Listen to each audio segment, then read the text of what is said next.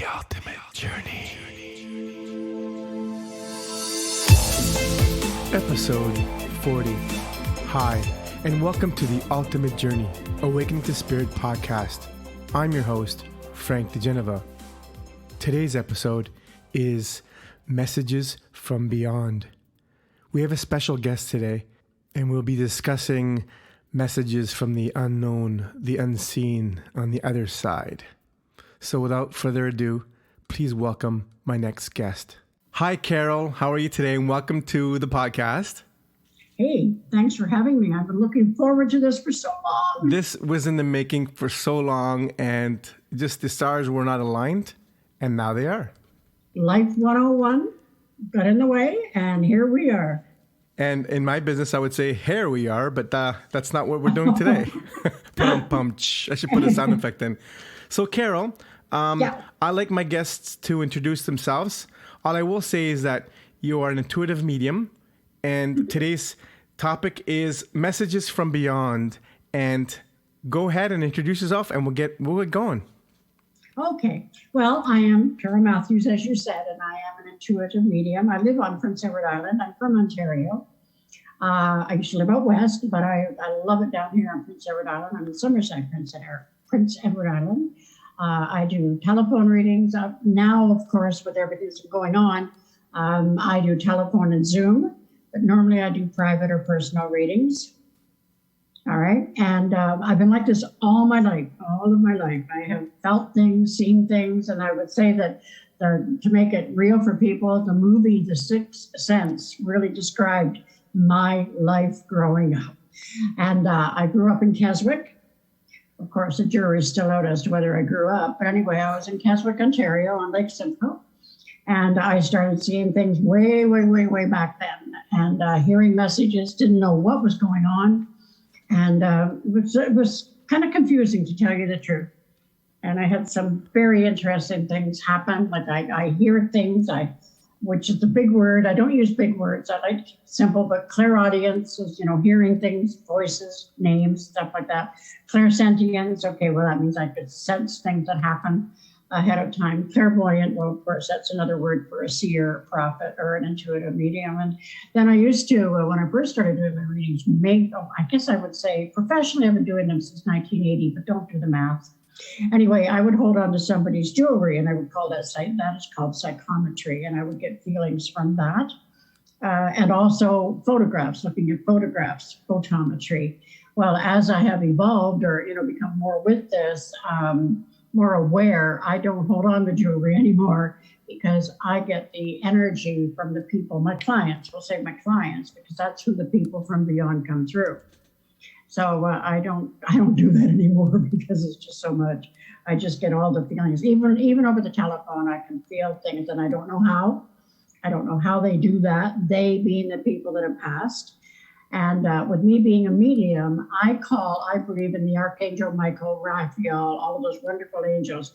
But I call the people that have passed, I call them our guardian angels, because I prefer the word guardian angel, rather than having somebody sit across from me and say, your dead mother is here. I would much rather say your mother is your guardian angel or your guide, and that's just the way that I do it. And when somebody comes in for a session, whether it's on the phone, and quite often it's really interesting, and I'm just as surprised as my clients when I do this, but I will sit, everything comes out of my handwriting, all right, and I will start to write. And I will sit before I do a Zoom reading or a telephone reading, and I know my client, I'm going to talk to them in about 10 minutes, and I will start to write. And many of the names are there already of the people that are going to come through. I don't do initials. When you go for a reading, quite often they will say, you've got an M name or a name with an M. Well, when you leave, you're quite satisfied because you can fit many names into M. So with me, it can be a bit more difficult, but like, let's say M. Margaret, okay? It's a bit more easier for you. Margaret is your grandmother, so that means so much more to you. So I don't do initials. I don't like initials. And they give me, and the way that I believe it is, I'm going to refer to the people on the other side as our guardian angels or our guides. They're different from spirit guides, okay? But it's just the way that I do it. Everybody's different, everybody is different. So the thing that I do is first of all, I thank you in advance for not asking questions. Because I always say to clients, when you go for a reading, do not ask questions. Make the person do the work, okay? And then the way that I believe it is, listen, I'm just going to use Margaret. If your grandmother is Margaret and she is your guardian angel, she knows her name, so she's not going to say M.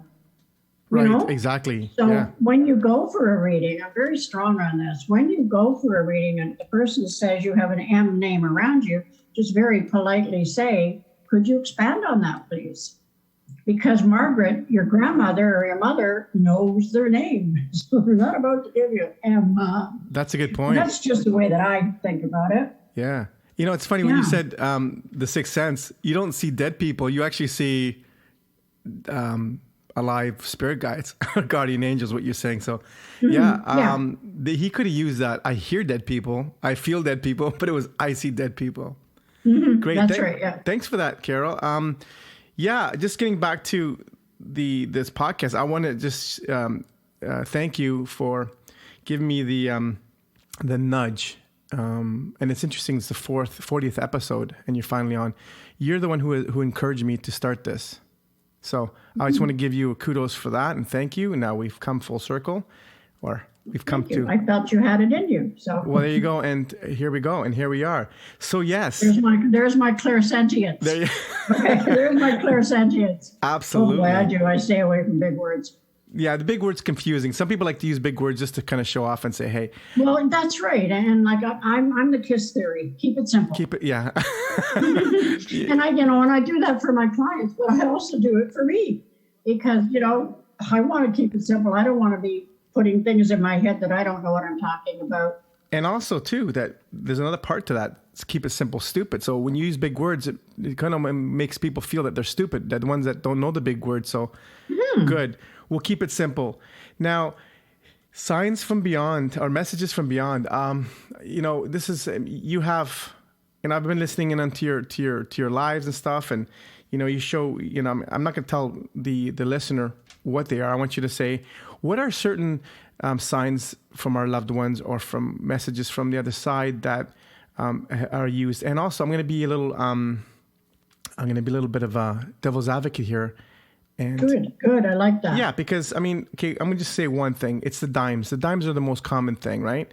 Oh, yes. But you can always say, well, I just dropped this dime. Like, the rational mind, the left brain is always going to be rational and saying, there's always an explanation for that. Mm-hmm. Right? So what are the signs that you find, and can you support how they got there?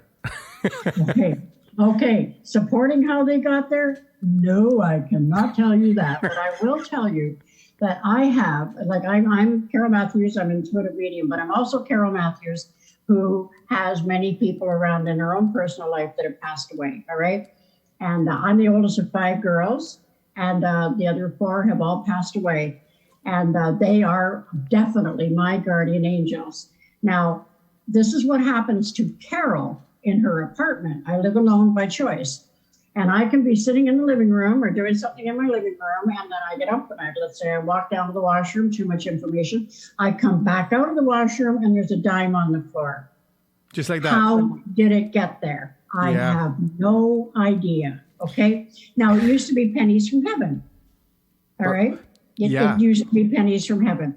Now, there was a lady that came to see me, and I never use names or anything, but she came to see me when I was in Toronto. And I work at a hotel. When I'm in Toronto, I check into a hotel and I stay there for about a week or so, 10 days. And I have a tendency to, of course, I see my clients one after the other. So I'm sort of sitting in the same spot all the time, right? So I'm aware of what's around me, okay? So this lady, just to sort of keep it short, this lady came in, and she was a client, and she came in, and again, I don't let you give me information. And she sat down, and she was a little bit upset. And I said, what's the matter? And she said, I said, okay, wait a minute. Don't tell me why you're upset. I'll just give you some time to relax, and then we'll talk. Well, long story short, her husband had passed away very quickly. But before he passed, like in the days, he always said, when I leave, I'm going to leave you and her. She had one son. I'm going to leave you 3 pennies to let you know that I'm around. Okay. So she had been finding 3 pennies, and that in strange places. All right. So she comes in. What had happened, which she told me what had happened as we got on. In the parking lot, she got out of the car, and there were only 2 pennies on the floor, on the ground by her car, right where she parked. Where was she going to park? She could have parked anywhere. That's the way I look at it. She could have parked anywhere. She parked right beside, got out, and there were the 2 pennies on the ground. She comes in, and now she's upset because there were no 3rd penny. Now, we've been sitting there. We've been sitting there for about, I'm going to tell you, about half an hour at that time. And I said to her, excuse me, I looked down, I looked over to my side, and when I did my podcast on this, I said that it was on a mat by the floor, by the door. I was wrong. And at that one, it was on the bathroom floor. Nobody had used my bathroom except me. Okay, so here I am. I'm sitting with her, and I said, all right, you said there's no 3rd penny. Look over there. On the white tile of the bathroom floor was a penny. Amazing. Yeah. Where did it come from? Yeah, exactly. Where did it come from? Interesting. Nobody had come in there. Yeah. The same thing with feathers, Yeah. How do you find a feather in your living room when you don't have a down pillow or a duvet in the living room? I have had them show up. Now, Carole has had them show up, not the medium. You see what I mean? So it's a personal thing that I'm talking about. Yeah. So I don't know where they come from. I don't know how they physically do it. It's amazing. I'm going to share a personal story with myself that it wasn't on the physical, because I believe that, that's pretty heavy duty when you get the a physical manifestation of something. Just like now, if you get pennies, it's going to be, wow, where'd you get that penny from? Because they're out of circulation now, right? So that's even more. Mm. So the personal story that I had is when my mom passed away. I remember on her deathbed, well, not her deathbed, palliative, we were talking, got a lot of information back and forth with her. And I said, Mom, can you show me something that will let you know that you're okay? And then she says, I'll try. So, okay, whatever. She never really talked about spirituality, or she was always, changing the subject. She was afraid of it. And I think she was psychic herself. But anyway, that's another story. So she passes away. We bury her, and I'm going to work the next day. So I come home, and I climb up the stairs to my bedroom, open the door. Well, actually, the door was open. I walk in, and I smell her sauce, exactly how she cooks her sauce, like exactly. And I said, this is my words exactly. I'm not going to edit it for this verbatim. I said, Mom, how the fuck did you learn how to do that so fast? I laughed, and I knew that. And then the smell went away. And I thought, wow, did she take a crash course on how to create smells when she dies? Like, she just died, and she knows how to do this already. So yeah. And another story, same room, bedroom. I woke up in the middle. Actually, I woke up in the morning with a dime in my hand. Yeah. I'm like, okay. So my rational mind would say, okay, I had change on my dresser, and I was, had my phone or something that I moved over and it stuck to my hand and whatever. But still, there are physical explanations for things that happen metaphysically, I believe. Mm-hmm. Oh, yes. And yeah, I have so many. I have a jar here in the room that I'm looking at it now, and it's made by a lady, and it says dimes from heaven. Oh, that's cool. I'm going to tell you, there's about 50 or 60 dimes in there, and they're the ones that I have found in my apartment. Wow, that's amazing. Not outside. I know. And every time I go around, and my sister, my last sibling, Marion, she was very much for pennies. Mm-hmm. And there just aren't any pennies anymore. Yeah, when you get one, it's special. So she always loved, I don't know why, but she loved to wash the dishes. My dad always said, you can go anywhere in your mind when you're washing the dishes. It's sort of an escape. Well, that's not me. I prefer a dishwasher. But anyway. So this one day I was really, really feeling my sister around me, and I went into the kitchen just for something, and right on the sink, right on the back, right beside the taps, was a penny. Wow. And I went, okay, nobody here. So, how does that happen? I mean, I have no idea. I could make up a whole lot of big words, but no, I can't. I suggest you do next time, and I'm going to try it too. Instead of asking for pennies, let's ask for $100 bill notes and have a jar for that. Yeah, okay. But then they would say, no, I don't think so. Well, I had a client, and her husband used to, in life, he would toast rye bread. Now, Okay. There's a definite aroma to rye bread. Absolutely. Bread. And she was a nurse, and I would never give her name, but she told me I could always use the story. And she would come in the middle of the night, from her shift, and she would smell rye bread toast. And so she told her daughter, and her daughter said, Ma, I think maybe you need to rest a little bit, why don't you? And then one night her daughter stayed over, okay, and slept over, had a sleepover. And she got up in the morning and she said, Mom, what were you toasting rye bread in the middle of the night for? And the mother said, I rest my case. It's your father. Wow. We had a client, because my father and I, we had the salon on Yorkville, and there was a client, he wasn't believing in anything, but, he was talking about someone bought a house in the beaches, and it was haunted, apparently, and every morning, the man that used to live in that house would wake up. He was a sailor. He was like, we had a boat. He would make bacon and eggs early in the morning, and then when he died. But anyway, so he was telling me about this friend who had this house, and every morning he smelled bacon and eggs. He heard some commotion going on, like sounds, and then the bacon and eggs, and then it would go away. And I said, well, would you need to tell a guy to get rid of it? And he says, no, my friend, he likes it. It's actually comforting to get that, right? But I mean, yeah, there's so many things that are not explained and how that happens. It just, even I was just thinking about the crop circles. What do you think of those? Is that could be a sign, like something from, Oh, yeah. Who knows? On that one. Oh, yeah. Yeah, I believe, and you don't have to be far out and wonky. Okay, Mulder, I believe. I don't. Mulder and Scully, I believe.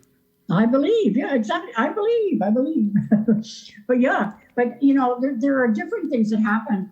And there are, as you know, I've been doing podcasts and I'm getting back at them, which is good. Good. But so I made a lot of notes for my podcast, but there were a couple of things, people have said to me, have these things ever happened, like to you, like personally, Carole?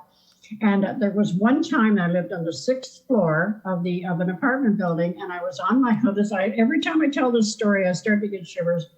I had the laundry basket on the 6th floor, going to take the elevator downstairs, okay? Well, I've got the laundry basket in front of me. I hit the button, the elevator button, and I stand there and I'm waiting, and all of a sudden, it all happened at once.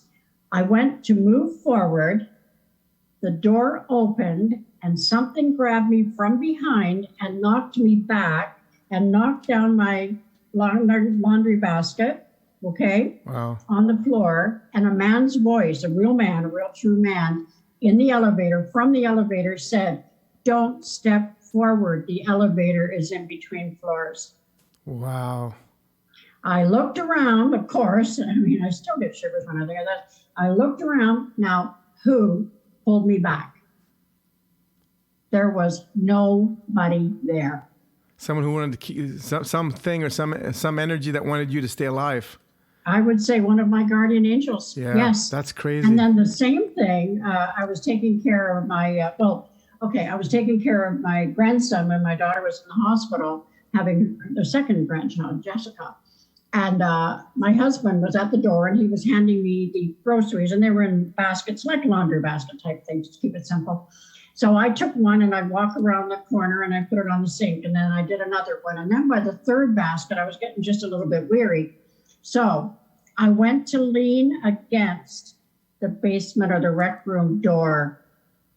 Something pushed me forward. I actually injured my ribs. Something pushed me forward to the wall. I could still feel it, to the wall in front of me. And the basket, of course, got my ribs. My son-in-law had taken off the door to the rec room. Wow. And of course, I didn't know it. Yeah. Because I always came in that door, went through the living room. This is a new route for me. So that was something that happened. Who did that? That's crazy. There was nobody there. It's they're protecting us, because I think when we're born, we have certain exit points that we can leave, and we're here to do certain things. And when it's not our time to go, and we put ourselves in a position where we can have an exit, I think that we're protected. Oh, well, I truly believe it. And again, I'm not protected because I'm a medium. Okay, these were things that protected Carole. Yeah. Yes. Now I have me in stories, but they're happenings. There's a restaurant back in 1980. I mean, I saw my first. I always remember the dates. I remember where I was living, and I was living in Etobicoke, and I went over to a restaurant, and I don't know if it's still there. It's called Portofino's. And I really, really like the restaurant. And it's got many small rooms in it, okay? Now, I was out with 3 or 4 girlfriends, and we were going to have lunch. Now, back then, again, that was 1980, I didn't drink wine with my lunch. Okay, I didn't drink back then. But wine when you're out, no, but we had wine with our lunch. So I'm sitting there, and I'm talking with the girls. I just had a sip of the wine. And I looked over, and there was a lady, she'd be about 70, and she was sitting, and she had her hand on the table, and she had her coffee, so you knew she finished her lunch. She looked kind of sad. I looked over at her, and I thought, oh, she looked so lonely. And then I started talking to my friends again, and then I looked back over, and there was a man sitting there at the table, and he had his hand on her hand. I looked at him again, and then I turned him. I still to this day have not told my girlfriends, to this day. So I took my glass of wine, and I took a sip, I'll tell you. I took a sip, and I looked back over, and he was still there. At that moment, the waiter came over. Remember, this was a small room, one of the smaller rooms in there. The waiter came over, and let's say her name was Mrs. Smith. And he said, oh, hello, Mrs. Smith. How are you doing? And she said, fine. And he said, how was your meal? And she said, oh, it was so good. And he said, would you like some dessert? And she said, no, I don't think so. And I could hear all this. And he said, I guess it's a rough day for you today. What with losing your husband, and it's your wedding anniversary. Amazing. I finished my wine. I was going to say, what was in your wine? But yeah, I know. I said then, no more wine with lunch. Wow. I mean, does that alcohol, do you think it thins the veil between your psychic? I know LSD and DMT and all these drugs have you to open up the pineal gland, that you can have more of a window. Mm-hmm. And I think I did a podcast on this in the past, where if we drink a lot, we distort and we open up ourselves to negative energies. Do you think that could happen there? Oh, yes, it can. Yes, it can. Now, that day I wasn't drinking a lot. But I have found in my own life, that when I have the flu or something like that, I will get messages like crazy. Yeah. And they're really good. They're not bad messages. And then that way, I think that I feel is the opposite to alcohol. I feel with the flu or something, you got a bad cold, you've got to lay around, you're more relaxed. That's what I have found. Yeah. And I will get visions. I will see things that when I'm just laying there. But with alcohol, no, I don't know. I do not drink when I do, especially after that's just that. No, I don't. That'll scare you even straight. When I do my Facebook Live, I joke with people, and I have a glass or a cup here, and you can see it, and I say ginger ale. Yeah. Or bubbly, because I will not drink when I'm doing that, and I will not drink when I'm doing a reading. Because I just don't feel that it's right. I agree. I agree with that. And it's, you want to be distilling. Interesting that you said that about being, sick, or you more relaxed. I find that I was just talking to a friend today that they get into a fight or flight. They get into the stress mode quickly. And as in the past, I'm learning how to get out of it more. I don't pop out of my body as much.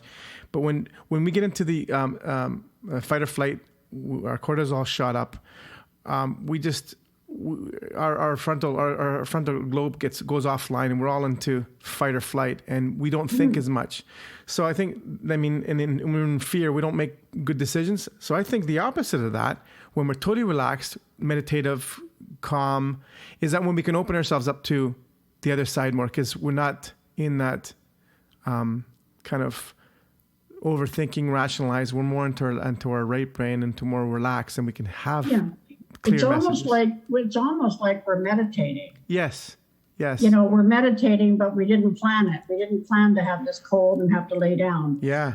But quite often, I do believe that, and I've seen it in my own life, that, we work so hard and we do the life 101, as I was saying, and then our guardian angels, our guides and everything, they say, okay, fine, you need to slow down. So they're going to give you a headache. Well, that headache doesn't stop you. And so then they're going to give you the flu. But they say, okay, fine, you're not listening to us. Yeah. So you're going to get the flu. You're going to be down for 4 days. Right. Yeah. We try to warn you, and you we tried, and I have found myself, and I have found more people that I have talked to that say when they come out of that flu, they are flying.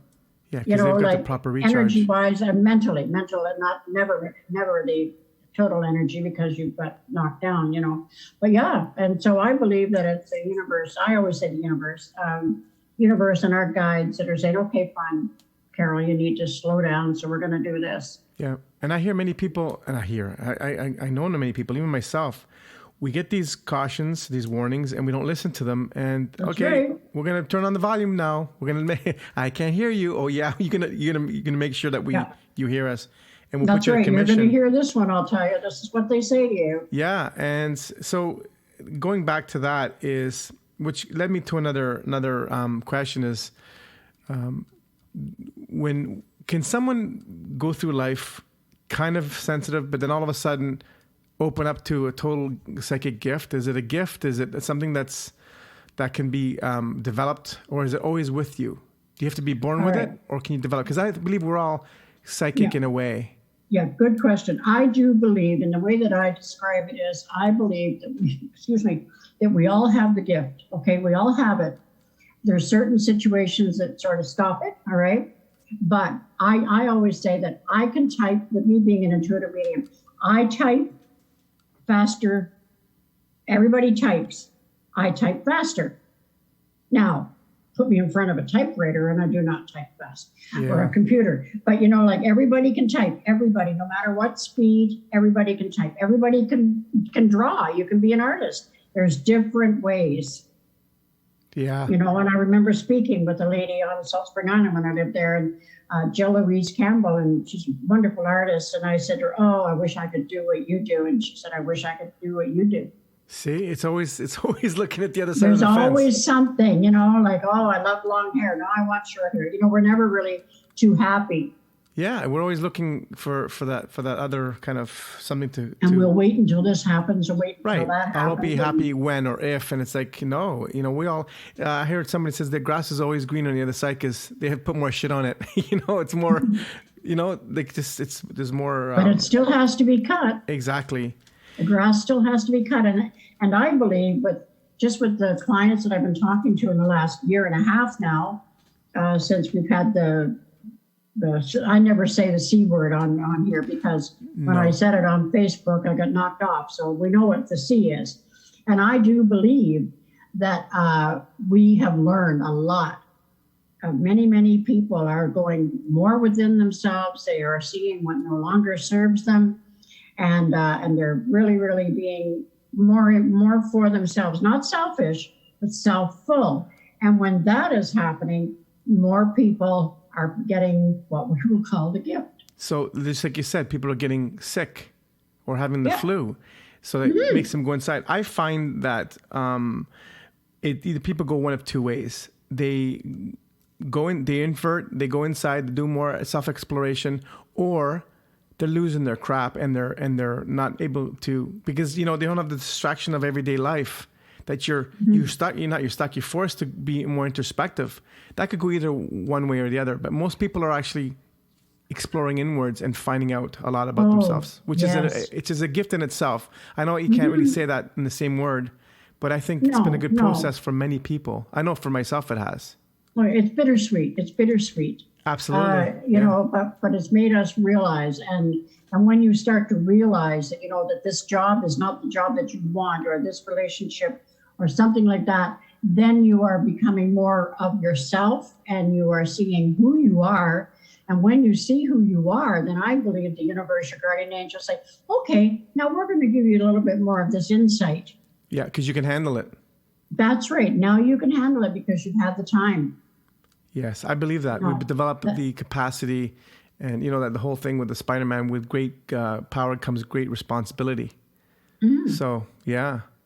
That is so true. And I do believe it. I believe, again, it's bittersweet. It hasn't been good with what's going on the last year and a half. But more and more people, and I'm finding this from talking to people, and myself included, and I'm pretty sure you, getting our priorities in order. Yeah. What's important in your life, get your priorities, and absolutely. And then you're more open to what's out there. Right. And instead of saying, okay, how did that penny arrive? Okay, let's go there. How did that penny arrive? We're going to see, maybe I'll get a book on that, or maybe I'll do the Google or something. Everybody does Google, right? Maybe I'll do this. And then we're more open. Yeah, exactly. And I believe when you're open and when you've got the right thoughts in mind, you are going to attract the positive. Everything is energy. Yes, everything. Everything.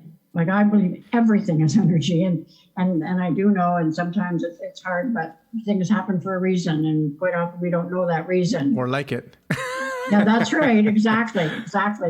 But now in the last year and a half, I just put it down to the last year and a half, people are starting to see more things that are happening. Yeah, the veil is thinning out, and the veil is definitely thinning out, and and I'm liking it because I am believing that more people are believing, not everybody, but more and more people are starting to believe in themselves and things that you really can't see. I cannot explain how a dime would be in my living room, or a white feather. Yeah. I don't know that. It blows me away. The whole thing is going back to source as children, in awe and being in wonder. That's the beauty of it. Stop trying to explain and all the time. People get caught into, for an example, everybody wants to figure out too much theory. Like if a bird has to figure out how its calculations and then the geometry of how it flies, it'll fly. It'll hit the ground because it's not going to be graceful in its flying. It's going to figure out all the calculations and it's not going to be natural. We should live our life like that too. It's just get the mind out of it. Get out of it. That's like the movie Jonathan Livingston Seagull. He wanted to fly a bit higher. Yeah, I didn't see that. And he taught, and it was really, really good. And I believe that. Well, I put this on my website. When the student is ready, the teacher appears. Yes, I've heard that as well. Oh, it's so true because, there are so many out there that are wanting to learn or wanting to know more. And then they just, I'm sure people listen to this, it's happened to them, or maybe they didn't know and they tuned into your podcast, or that you turn on the TV and there's something on there that means something that didn't mean something last week. Yes. Yeah. It's like the RAS, the reticular activation system. When, when you learn something, you buy a new car or you buy a new camera, you all of a sudden you see it everywhere, whereas before you haven't. And also too, I'm thinking what you just said is that sometimes, I learned a new word and it's like, oh, it's everywhere now. But I think in the past it was still being said, it was still being shown, but I didn't have the focus on it. I wasn't ready to have eyes to see, but it was always there. Now that you're attuned, now you're in tune to it.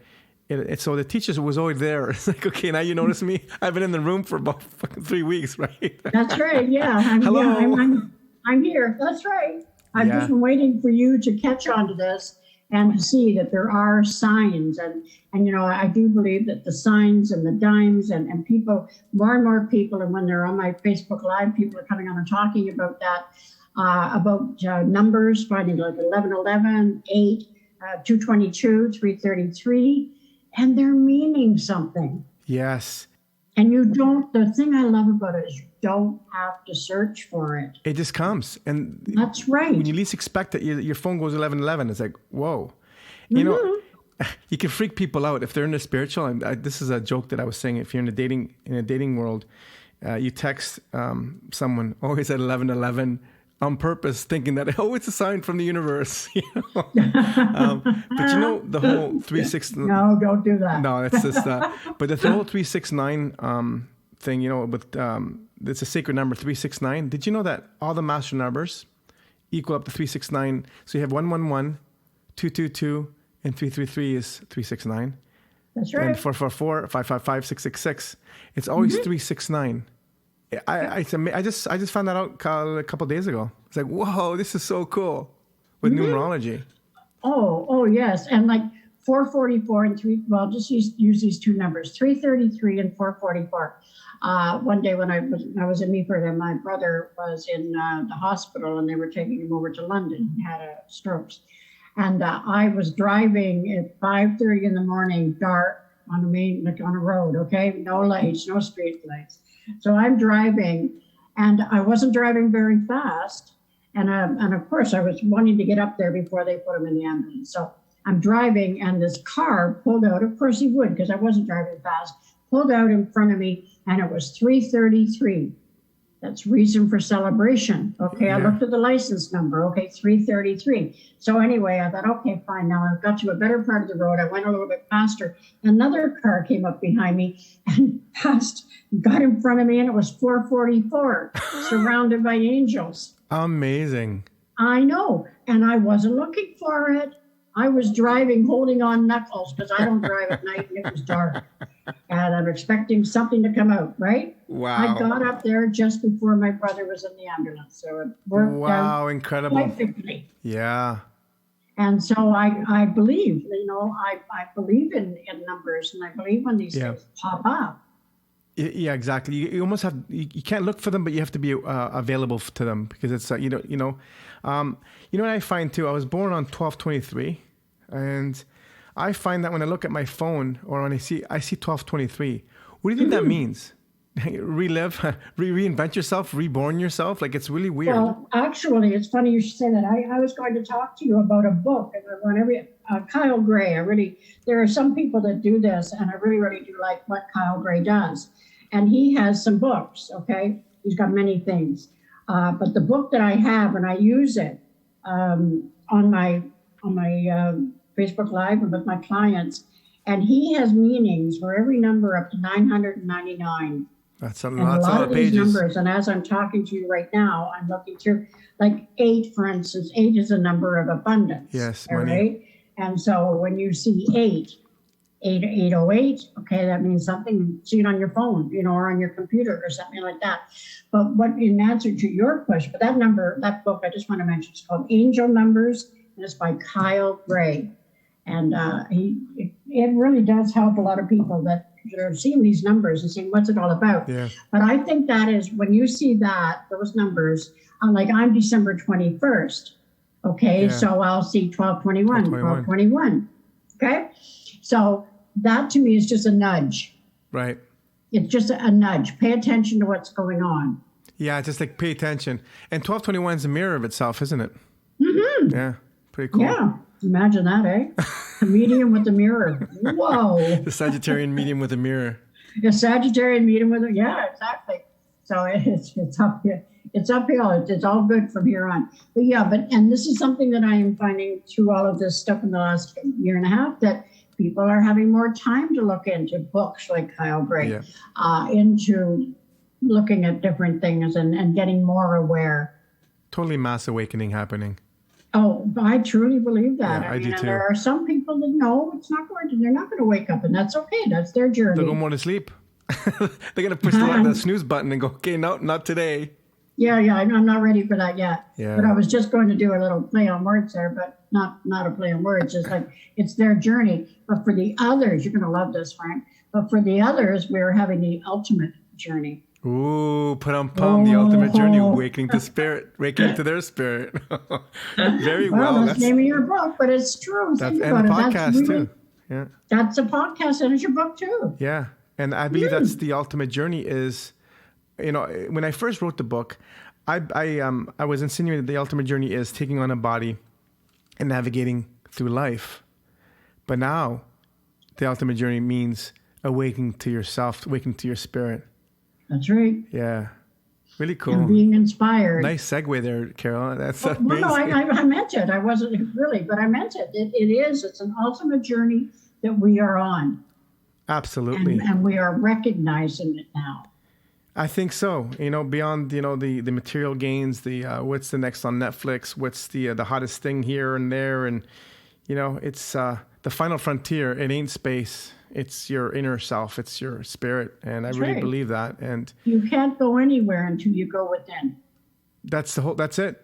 Yeah. You can't go anywhere. You can't even go out to your car, get in your car until you go within. And what do we do when we go out to our car? I don't know about you, but I stand there when I leave my apartment, keys, purse, mask, so what I'm doing at that moment is I'm going within.